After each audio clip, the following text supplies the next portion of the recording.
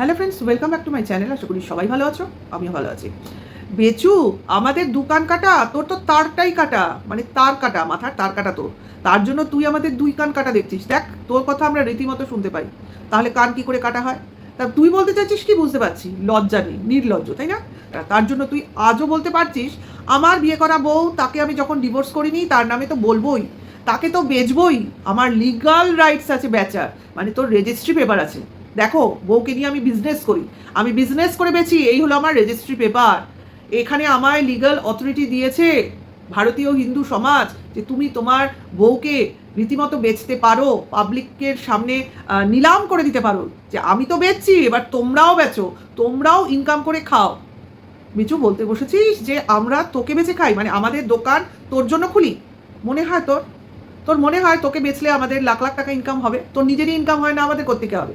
বুঝলাম তোর ভিউজ 50,000, 60,000, 80,000, তো সেখানে আমাদের ভিউজ হয়তো 4,000, 5,000 হলেও হতে পারতো, সেখানে সেটাও হয় না। তার মানে তোকে কত লোক কম দেখে, সেই কম লোকেরও কম লোক আমাদের দেখে, তাহলে আমাদের দোকান খুলে কি লাভ ভাব? না, এইটা তুই ভুল বললি, নিজের সঙ্গে সবার সঙ্গে গুলিয়ে ফেলিস না। আজকে একটা ফোকলার কথা উদাহরণ হিসেবে তোমাদের তুলে ধরবো। এই কথাটা আমি কিছুদিন আগে অনেকগুলো লাইভ করেছে, কোনো একটা লাইভে বলেছে, সেটা তোমাদের সামনে আমি তুলে ধরবো। হঠাৎ করে আমার মানে মাথায় এলো কথাটা। এই যে বারবারই তো বলে 88,000-এর চ্যানেলের যারা অন্ধ ভিউয়ার্স, ফোকলা এরমভাবে বলে, ঠিক আছে? তো তারা যে একে সাপোর্ট করে, কিভাবে এদের কী লাভ হয় বুঝি না, মানে আমরা টিনুকে সাপোর্ট করে আমাদের কী লাভ হয় ও বুঝতে পারছে না। মানে 88,000-এর চ্যানেলের না হয় ইনকাম হয়, তো আমাদের যেখানে ভিউজই 400, 500, 1000ও হয় না, সেখানে আমরা কেন ইউটিউব চ্যানেল খুলে ব্লগিং করে কন্ট্রোভার্সি করে এইরকমভাবে বলছি? অর্থাৎ আমাদের ইনকাম এমন কি হয় যাতে আমরা এইসব কথা বলছি, একজনকে এইভাবে সাপোর্ট করছি? এটা ফোকলার প্রশ্ন, আমি শুনেছিলাম, কিন্তু মাঝখানে আমি ভুলে গেছিলাম এটাকে নিয়ে উত্তর দিতে। তো এই প্রশ্নের উত্তরটা আমি একসঙ্গে দেবো, ফোকলাকে এবং বেচুকে, কারণ বেচুও তো বলেছে যে তাকে বিক্রি করে আমাদের দোকান চলে, সেরকম ফোকলাকেও বলবো কেন আমরা এত কম ভিউজেও, ও খুব ভালো করে জানে এত কম ভিউজে কত ইনকাম হয়, কারণ বড় বড় ইনকাম তো দেখেছে পাশে থেকে। তো সেখানে ও বুঝতে পারছে না যে ওই বড় ইনকাম হলে তো ঠিক আছে, যেটার লোভ লিপসা ওর মধ্যে প্রবল, তো এইখানে এত কম রোজগারে আমাদের হাজবেন্ডরা কি করে আমাদের দোকান খুলতে দিচ্ছে, বা আমাদের হাজবেন্ডরা আমাদের ভিডিও করতে দিচ্ছে? এটা ওর মনে হয় মনের আশ্চর্যের জিনিস, যে এদের হাজবেন্ডরা কি করে এদের বউদের কন্ট্রোভার্সি করতে পারমিশন দেয়। কি এমন ইনকাম এতে? তো মানে হাড়ির জলটাও গরম হয় না। হ্যাঁ, সত্যি একদম সঠিক চিন্তাভাবনা ফোকলা। তো ফোকলা এবং বেচু দুজনকে একসাথে এবার উত্তরটা দেবো, ঠিক আছে? আরে তোদের চিন্তা তোদের মতনই, কারণ তোরা হলি বেকার। একজন বউ বেচু, আরেকজন তুই হলি ফোকলু, হলি তুই তোর গার্লফ্রেন্ড বেচু, কারণ তোর বউ তো নয়, তোর কোনো লিগাল রাইটসই নেই সেখানে, তোকে বলতেও পারবো না তুই বউ বেচু। তো তোর দাদা হলো গিয়ে বউ বেচু, কারণ সেও হচ্ছে গিয়ে তোর বেকার। ওই ব্লগিং, ওটাকে আমি বেকারত্বই বলবো, যেরকম আমরা থাকি, কোনো মাসে ইনকাম হয়, কোনো মাসে ইনকাম হয় না, বা হয় অল্প বিস্তর হয়, তোদের মতো লাখ লাখ টাকা হয় না, হওয়ার সম্ভাবনা কন্ট্রোভার্সি করে, যাই হোক কারোর হয়, সবার হয় না। এইবার সেক্ষেত্রে তোদের চিন্তাভাবনা এরকম আসলেও আসতে পারে যে আমাদের যদি ইনকাম না হয় তাহলে আমারই চলবে কি করে, আমার ফ্যামিলির চলবে কি করে, আর তোদের গার্লফ্রেন্ড বল বা বউ বল তাদের চলবে কি করে, ঠিক আছে? কারণ তোদের তো আবার যত না রোজগার তার থেকে বেশি বার ফুটানি আছে, সোজা কথায় বলছি। কারণ আমরা হলাম যেটা রোজগার করব সেটা সংসারের কাজে ব্যবহার করব, ফুটানিটা কম, জানিস তো? এই যে তোরা যেমন কিছু রোজগার হওয়া মাত্র এই গাড়ি কিনছি, এই বাড়ির অমুক করছি, এই গয়না কিনছি, এই জামা কাপড় কিনছি, মানে একটা সবসময়ই তোরা একটা কেনাকাটার মধ্যে থাকিস, যেটা কিনা আমরা থাকিই না। কারণ আমার তো ব্যাপার ছেড়ে দে, অনেকেই থাকে না, কারণ এত রোজ রোজ প্রয়োজন হয় না, কিসের জন্য করব, তাই না? আমাদের হচ্ছে প্রয়োজনের অতিরিক্ত খরচ নেই, ঠিক আছে? আর সব থেকে বড় কথা, আমাদের হাজবেন্ডরা কেউ বেকার নয়, আমি যতদূর জানি। আমারটা আমি বলি, পরেরটা অন্য লোকেরটা অন্য লোকে বলবে। আমার হাজব্যান্ড তো বেকার নয় যে আমার রোজগারের জন্য তার তাকিয়ে থাকতে হবে, যে বউ কীভাবে প্রতি মাসে কত টাকা ইনকাম করছে, সেটা না হলে আমার চাল কিনতে যেতে পারবো না, কি আমার মুদিখানার দোকান আসবে না, কি আমার মেয়ের পড়াশোনার খরচ চলবে না, সেটা তো নয়। আমি যেটা রোজগার করি সেটা হচ্ছে গিয়ে আমার হাত খরচ, মানে আমি ঘরে বসে যেটা কেনার কিনি, না কেনার না কিনি, এরম ব্যাপার, কিনতেও লাগে না, কারণ হাত খরচের প্রয়োজন নেই আমাদের, সেইভাবে কিছু হয় না, সব কিছুই সংসারের টাকা থেকেই হয়। মানে আমার টাকা যে কোনো কাজে লাগবে সেটা বুঝি না, কখন বুঝি? যখন টাকাটা আসে তখন যদি মনে হয় এই টাকাটা এলো, এবার এটা দিয়ে কিছু কিনি, তখন হয় কেনা। এমন নয় ওই টাকাটা আসার পর আমি ওই জিনিসটা কিনবো, এমন ব্যাপার নয়। টাকা এলো তারপর চিন্তা করি যদি কিছু কেনার থাকে তো কিনলাম, এই হলো ব্যাপার। বুঝতে পারছিস? প্রয়োজন আর অপ্রয়োজনের ব্যাপার। তবে মানুষ সেই পরিমাণ নোংরামি করতে পারে। কারণ রোজগার করতে গেলে মরিয়া হয় মানুষ, যে আমার যদি সঠিক পড়াশুনো না থাকে, আমার যদি ভালো ডিগ্রি না থাকে, তো আমি ভালো চাকরি পাবো না। তারপর অনেকটা কপালেরও ব্যাপার আছে। কাজে তোর এইসব চিন্তাভাবনা আসতেই পারে। তুই ভাবিস সমস্ত কন্ট্রোভার্সি ক্রিয়েটাররা নিডি, তারা এখানে বসেছে যেন তেন প্রকারে পয়সা রোজগার করবো। আরে না রে ভাই, হলে ভালো, পয়সা আসলে কার না কাজে লাগে, আর পয়সা কখনো কারো কম হয় না। নিশ্চয়ই নিশ্চয়ই আসুক, আমি কাজ করব, খাটবো, তার বিনিময়ে কিছু পাবো, এটা তো আমাদের স্বপ্ন একদম। কিন্তু এমন নয় যে আমার এখান থেকে রোজগার হতেই হবে, না হলে আমার মানে আমার জীবনটাই বৃথা, না, সেরকম না। সেই জন্যই তো রিল্যাক্স করে ভিডিও করতে পারি, যখন যেটা পারি তখন সেটা করি। কারণ আমি এখন একা আছি, ফ্রি আছি, আমার সময় আছে, আমি করতে পারছি। যখন পারি, পারবো না করবো না, এমন কোনো ব্যাপার নেই। এই বেশি বয়সে ভিডিও করতে বসেছি তার জন্য আবার মরিয়া হয়ে এর পেছনে ইয়ে হয়ে পড়ে থাকবো, তা তো নয়। হ্যাঁ, অনেক সময় অনেক টাইম থাকে, সেদিন আমি বেশি বেশি করে করি, আর কোন দিন সময়ই থাকে না, সেদিন হয়তো একটা, এরকমভাবে চলতে থাকে। কিন্তু কি বলতো, কাজ তো, যখন একটা কাজে নেমেছি তখন সেখানে কিন্তু একটা তোমার নিয়ম শৃঙ্খলা থাকা দরকার, মানে রেগুলারিটি মেনটেন করা দরকার, নাহলে কাজের মর্যাদাটা ক্ষুণ্ণ হয়। সব কাজই তোমার কাছে দামি, কোনো কাজটাই ছোট নয়। সে একটা ঘর ঝাড় দেওয়াই বলো, বাসন মাজাই বলো, রান্না করাই বলো, ঘর গোছানোই বলো, অফিসের কাজই বলো, বা যে কোনো কাজ, কোনো কাজ তোমার কাছে ছোট না। সব কাজকে সমান গুরুত্ব দিয়েই করতে হবে। তো সেভাবেই এই যে ইউটিউবের কাজটাও আমি গুরুত্ব নিয়েই করি। যেমন তেমনভাবে ক্যামেরার সামনে আসি না, ইচ্ছা করলে তো যে কোনো যেরমভাবে ঘরে থাকি সেভাবে সামনে চলে আসতে পারি, তা কি আসি না। কারণ এটা হলো একটা অনলাইন প্ল্যাটফর্ম এবং হচ্ছে ইন্টারন্যাশনাল প্ল্যাটফর্ম, যেখানে আমাকে ইচ্ছা করলে অনেকেই দেখতে পারে। তো সেখানে তো প্রেজেন্টেবল হতেই হবে, এবং সবথেকে বড় কথা, নিজের সম্মান নিয়ে থাকতে হবে। তো সম্মানটা তো খোলামকুচি নয় যে আমি যার তার হাতে তুলে দেবো, বুঝলি ফোকলা? তোর মাথায় ঢুকলো? সঙ্গে সঙ্গে বেচুকেও বলছি, কাজে দোকান তুই করতে পারিস, দোকানদারি তোর চিন্তায় থাকতে পারে। কারণ তোর বউ না বেচলে তোর ঘরে টাইলস লাগতো না, মার্বেল লাগতো না, তার জন্য তোর বউকে বেচতেই হয়েছে। তুই যে কতটা অপারক আমরা জানি। সেখানে তোর তার কাটা বল, নাক কাটা বল, সবটাই তোর কাটা, সব জিনিসই তোর কাটা। তার জন্য তুই অন্য লোককে কান কাটা বলতে পারিস। আরে কান কাটা বলবি কেন রে? তোর যাদের আমাদের মালকিন, যাকে আমাদের মালকিন বানাচ্ছিস, বলছিস তো ওদের দুই কান কাটাদের মালকিন যেমন, তারাও সেরকম, তাই না? হ্যাঁ, তুই এরকম ভাবতেই পারিস, মালকিন যেরকম আমরাও সেরকম। আর তুই যে তোর দিকে কি বলে যেসব লোকজন আছে তারাও যেরকম, তুইও সেরকম। যেমন তোর কিমা দিদি, তেমনি তুই।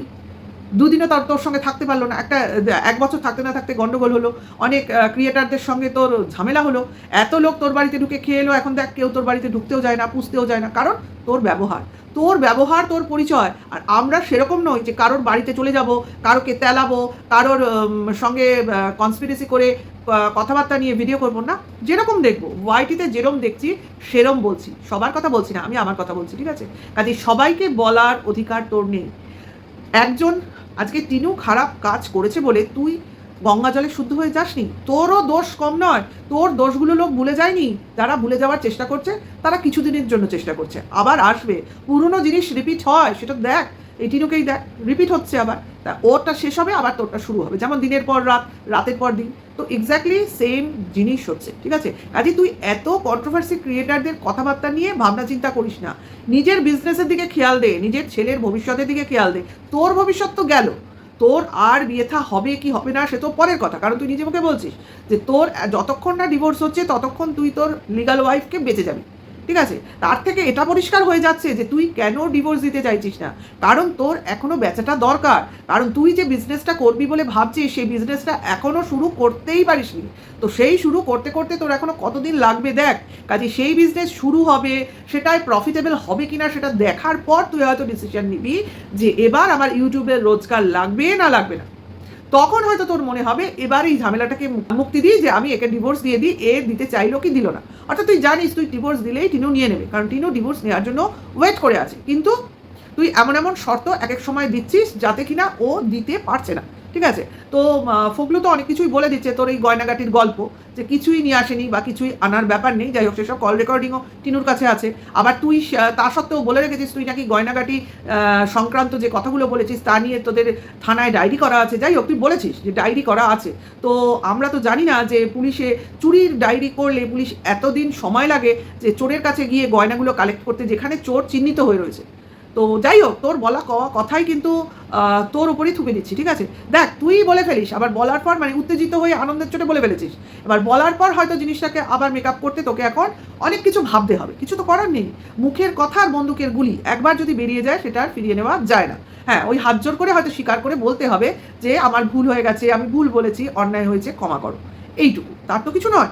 তো যাই হোক, তুই প্রতিনিয়ত ভগবানের কাছে তোর আর্জি জানাচ্ছিস, তোর আর্জি অনুযায়ী সমস্ত ফল ভগবান তোর হাতে দিচ্ছে, এবং তুই মহানন্দে আছিস, আগেও ছিলি, এখনও আছিস। যদিও রিসেন্টের কোনো আনন্দ হলে আগের আনন্দটাকে তুই নিরানন্দ বলে ফেলিস, মানে বলতে চাস যে এখন আমি বেশি আনন্দিত হলাম, এর আগের দিনগুলোতে আমি মহা দুঃখে ছিলাম, ঠিক আছে? অর্থাৎ তখন আমরা বুঝতে পারি তুই আগে কতটা কষ্টে ছিলি, এখন তুই ভালো আছিস। আবার এই দিনটা চলে যাবে, সামনের দিনে হয়তো আরও বেশি আনন্দ থাকবি, তখন বলবি ওই সময়টা তোমাদের বলেছিলাম কিন্তু আসলে আমি আনন্দ পাইনি।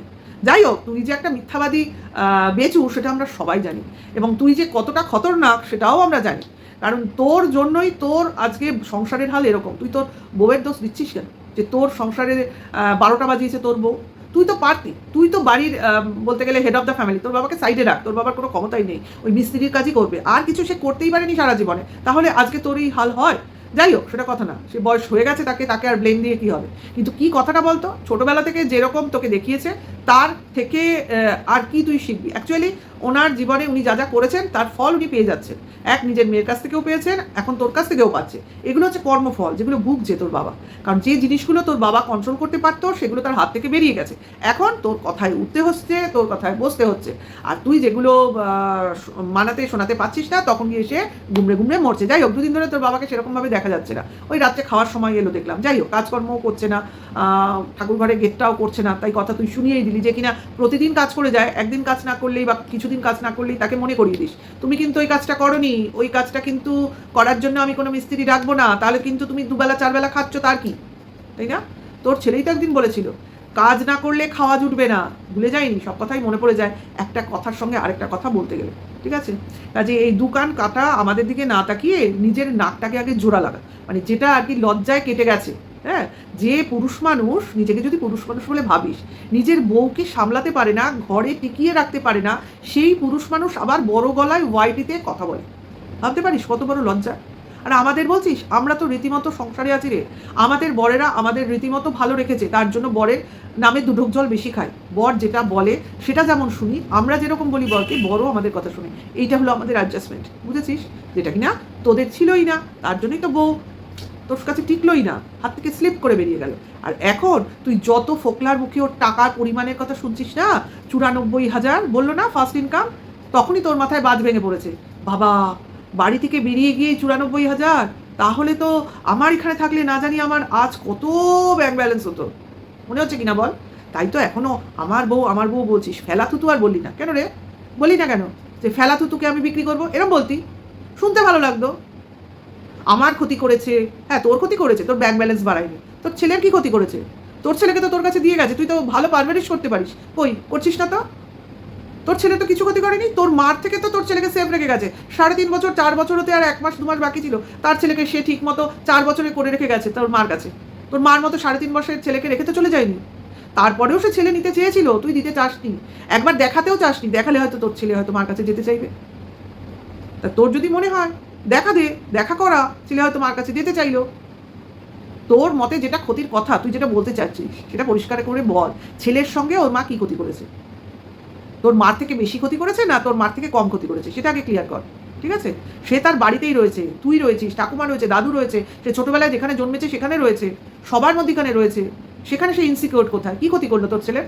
তোর দিদিকে তো তোর বাড়িতেই থাকতে দেয়নি তোর মা, মায়ের সঙ্গে থাকার যে একটা 3.5 মাস বয়স মা কোলছাড়া হওয়ার, 2 বছর একটা বাচ্চাকে মায়ের সঙ্গে থাকতে হয়, মিনিমাম 1 বছর তো থাকতেই হয় যেহেতু ব্রেস্ট ফিড করে, তোর মা সেটাই করায়নি। আজকে তোরা বলতে আসছিস একটা 4 বছরের বাচ্চাকে কেন ব্রেস্ট ফিড করায়নি, তার জন্য সেই মাটা হয়ে গেছে কুলাঙ্গার মা? হ্যাঁ, মা বাচ্চা ছাড়া হয়েছে সেটা সত্যিকারের একটা খারাপ জিনিস, কিন্তু যখন সে থানায় গিয়ে বাচ্চাটাকে চাইছিল, আমার তো মনে হয় বাড়িতে যাওয়ার সময়ই চাইছিল, যেটা কিনা তোরা দিসনি, তার জন্য ওর থানায় যেতে হয়েছিল, আমার তো মনে হয় এটা।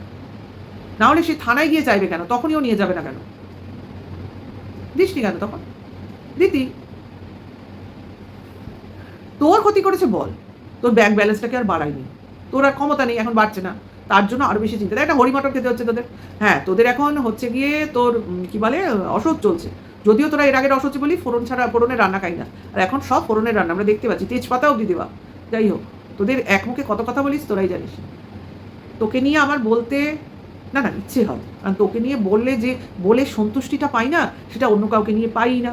তাই জন্য বেচু, আমি চাই তুই তোর চ্যানেলে কন্ট্রোভার্সির ছোঁয়া রাখ, কারণ তুই যত কন্ট্রোভার্সি দিবি তত আমরা বলতে পারবো। ঠিক আছে? দোকান কাটা নই, তোর কথা খুব ভালোভাবে ঢোকায়, কারণ তোর এমনিও তোর হেডফোনটা খারাপ, তোর ফোনের, ঠিক আছে, স্পিকারটা খারাপ। আমাদের রীতিমতো কানে হেডফোন দিয়ে কানে ফোন লাগিয়ে শুনতে হয়, দুই কানই আছে আমাদের, বরং তোর নাক নেই। তার জন্য তোর যে সংসারটা পুড়ছে, বাড়িটা পুড়ছে, তোর জীবনটা পুড়ছে, সেই পোড়ার গন্ধটা তুই পাচ্ছিস না। তাহলে ভিউয়ার্সরা, ভিডিওটা এখানেই রাখছি। কেমন লাগলো অবশ্যই তোমরা কমেন্টস বক্সে জানিও। এখনকার জন্য এইটুকু। সবাই ভালো থেকো, সুস্থ থেকো, টাটা, বাই।